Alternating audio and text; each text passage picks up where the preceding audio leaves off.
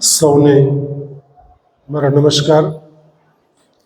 પૂર્ણ પુરુષોત્તમ ભગવાન શ્રી કૃષ્ણના ચરણોમાં વંદન.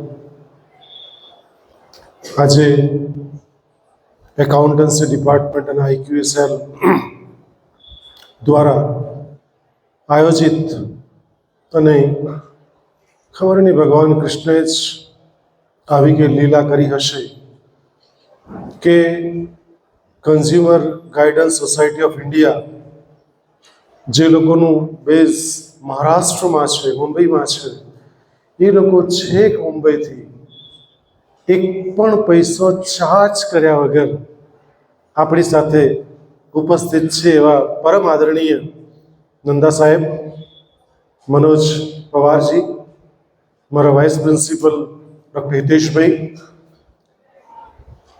અધ્યાપક હજુ પણ બેન કોઈ નીચે હોય તો બોલાવી લેજો જરાક. અધ્યાપક નીચે કોઈ હોય તો બોલાવી લેજો. આટલી મોટી સંખ્યામાં ઉપસ્થિત મારા તમામ અધ્યાપક મિત્રો અને વહાલા દીકરા દીકરીઓ, મેં હમણાં જ કહ્યું તેમ કે કુદરતનો કોઈ ખૂબ સારો સંકેત હશે કે કન્ઝ્યુમર ગાઈડન્સ સોસાયટીના બે મુખ્ય પ્રતિનિધિ અને બે પર્સનાલિટી આપણી સમક્ષ ઉપસ્થિત છે, ત્યારે જોરદાર તાળીઓથી એમનું સ્વાગત કરવું જોઈએ.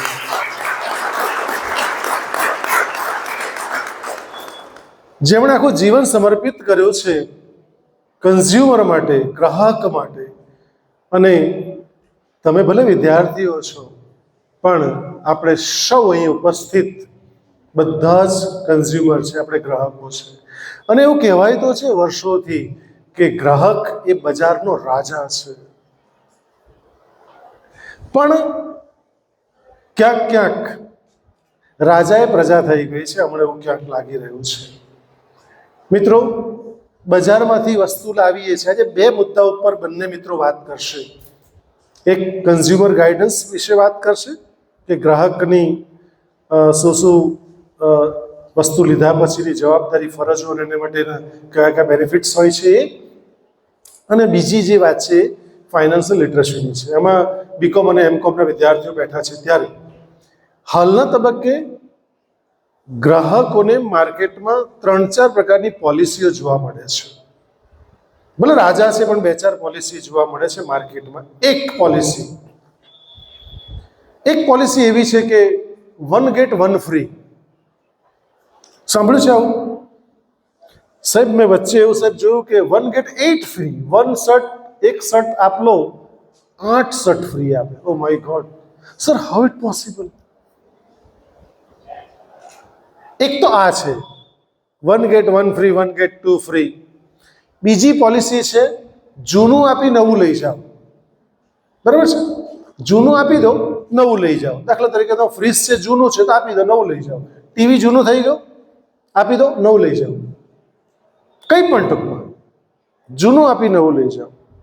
ત્રીજી સિસ્ટમ છે શ્રાવણ માસ આવે, દિવાળી આવે એટલે ઓફ આવે. 50% of, 70% of, up to 50, up to 70, up to 80, આટલું ઓફ આપે છે. અને ચોથી જે સ્કીમ છે સ્ક્રેચ કૂપન છે. અને બાકીનું તો બહુ બધું છે માર્કેટની અંદર. અને માર્કેટમાં એટલી બધી વસ્તુઓ અવેલેબલ છે, અને મોલ આવ્યા પછી માણસ ખરેખર નહીં ખરીદવાનું બધું જ ખરીદીને ઘરે લાવતો હોય છે. અને તમને સૌને ખબર છે કે પતિ પત્નીના તાજા મેરેજ થયા હોય તો અને તમે મોલમાં જુઓ ને તો આપણને એમ લાગે એ લોકો હાથમાં હાથ પકડીને ચાલતા હોય છે. આપણને એવું લાગે પ્રેમ બહુ છે, સ્નેહ બહુ છે. એકચ્યુઅલ તમે હવે જોજો, હવે VR મોલમાં કોઈ મોલમાં જાઓ ને, નવસારીમાં કોઈ પણ જગ્યાએ, તો તાજા પરણેલા હોય ને 1 તારીખે પગાર થાય. અને પછી એ લોકો જે મોલમાં ગયેલા હોય તેમ તમે જો એક સાઈડ ખેંચાતા હોય તેવું લાગે. એમ પેલો પતિ એક સાઈડ ખેંચાતો હોય ને તેવું લાગે, કારણ કે પેલી પત્ની એક સાઈડ ખેંચતી હોય છે કે આ જુએ, આ જુએ, આ જુએ, આ જુએ, અને પેલો કંઈ બસ કરે. હું વાત એ કરતો હતો કે આટલા બધા પ્રકારની પોલિસીઓ જ્યારે માર્કેટમાં છે, ત્યારે સાહેબ 2002માં મેં એક ઝી ન્યૂઝ પર સમાચાર સાંભળેલા. અસત્ય બાબત છે. એ સમાચારમાં એવું હતું કે રાજકોટની કોઈ દવા બનાવતી કંપની હતી, ખેતી માટેના પાકની જંતુનાશક દવાની એક બોટલ હતી. બોટલની કિંમત સાહેબ મને ખબર નથી, પણ એ બોટલ હતી, તેમાં એવું લખેલું હતું કે ટાટા 407 ટેમ્પો હતો, ટેમ્પામાં એક ભેંસ ઊભી રાખેલી હતી, ભેંસ ઉપર દવાના પોસ્ટર ચોંટાડેલા હતા અને એમ લખેલું હતું કે આ બોટલ લેવ, સ્ક્રેચ કરો અને ભેંસ ફ્રી. 2000ની સાલની વાત કરું છું. 2000ની અંદર જ્યારે મેં જાહેરાત જોઈ ને મિત્રો, ત્યારે મને એટલો ધ્રાસકો પડ્યો કે આ તો સજીવમાં પણ આવી ગયું. ભેંસ એ સજીવ છે. સ્ક્રેચ કરો, દવાની બાટલી સ્ક્રેચ કરો, જે પણ રૂપિયાની હશે તે મને ખબર નથી, પણ સ્ક્રેચ કરો જો એ દવાની બાટલી ભેંસ લખેલું આવે તો ભેંસ ફ્રી. ત્યારે મને આખી રાત સાહેબ ઊંઘ નહીં આવેલી.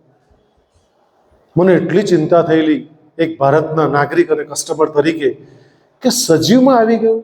આ તો કાલે એવું પણ આવશે કે જૂની મમ્મી આપી નવી મમ્મી લઈ જાઓ, એક મમ્મી સાથે 2 બાળકો ફ્રી. સાહેબ આવું આવશે આ તો. એટલે ભેંસ ફ્રી ત્યારે મને બહુ ટેન્શન થયેલું, જે ટેન્શન આજે શેર કરું છું કે અને આવું લીગલ નથી, અનલીગલ તો કંઈ કેટલું થઈ રહ્યું છે મિત્રો. એટલે કહેવાનો ભાવાર્થ એ છે કે બધું જ વેચાય છે. એમાં દુઃખ સાથે કહેવું પડે છે કે જાહેરમાં સાહેબ કાયદાકીય આવ્યા વગર, પટ ઉપર આવ્યા વગર અંદર ખાને બધું જ વેચાય છે. અને એક બાબત વેચાતી નથી મળતી, તે છે મા બાપ વેચાતા નથી મળતા, જેની કોઈ ચોઈસ પણ નથી.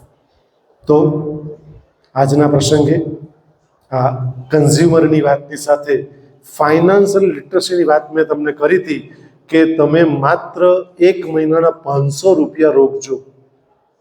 અગાઉ મેં એક પ્રવચનમાં કહ્યું હતું કેટલા, 1 મહિના માત્ર 500 રૂપિયા અને 40 વર્ષ સુધી રોકજો. Right sir? કરોડો રૂપિયા આવશે. દર મહિનાના 500 રૂપિયા 40 વર્ષ સુધી કન્ટિન્યુ નોન સ્ટોપ રોકવાના. એસઆઈપીમાં રોકો, જેમાં આ લોકો સલાહ આપશે, મારું કામ નથી બધું, મને સમજ ના પડે.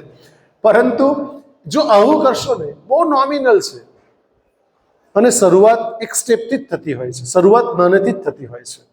પણ આટલું પણ કરશો ને તો ખરેખર તમે ફાઇનાન્શિયલી આવતીકાલે કોઈ પણ પાસે હાથ લંબાવવો પડશે નહીં. અને તમામ દીકરા દીકરીઓને હું શુભેચ્છા પાઠવું છું. ગારડા કોલેજનું આપ અભિન્ન અંગ છો અને ગારડા કોલેજમાં જ્યારે અભ્યાસ કરી રહ્યા છો ત્યારે તમને અલગ અલગ કાર્યક્રમો દ્વારા એક જાગૃતિ આવે, એક અવેરનેસ આવે અને તમે માત્ર મારા એકલા બેઠા છો એવું નહીં, તમે બ્રાન્ડ એમ્બેસેડર છો ગારડા કોલેજના. એટલે તમારે 10-10 જણને વાત કરવાની કે મેનન સર આવેલા, પવાર સર આવેલા, એ લોકો અમને આવું કહી ગયા. તમે અહીંથી જેવો હોલ છોડો ને, 10 માણસોને વાત ભટકાડી દેવાની તમારે. રાઈટ? કારણ કે તમારું કામ જ એમ્બેસેડરનું છે. એટલે તમે જેટલો આનો પ્રચાર અને પ્રસાર કરશો, એ કસ્ટમરની વાત હોય કે ફાઇનાન્શિયલ લિટરસીની વાત હોય, એ તમારા હિત માટે અને તમારા નજીકના મિત્રો અને સ્નેહી સ્વજનો હિત માટે ખરેખર શુભ રહેશે. એવી ભાવના સાથે ગારડા કોલેજ પરિવારમાં મેનન સરને અને પવાર સરને આવકારતા ખરેખર આનંદ અને ગૌરવ લાગણી અનુભવું છું. મારી ચર્ચાને માત્ર અલ્પ વિરામ આપું છું. ફરી પાછા મળીશું. ધન્યવાદ. જય હિન્દ, જય ભારત, જય જય ગુજરાત.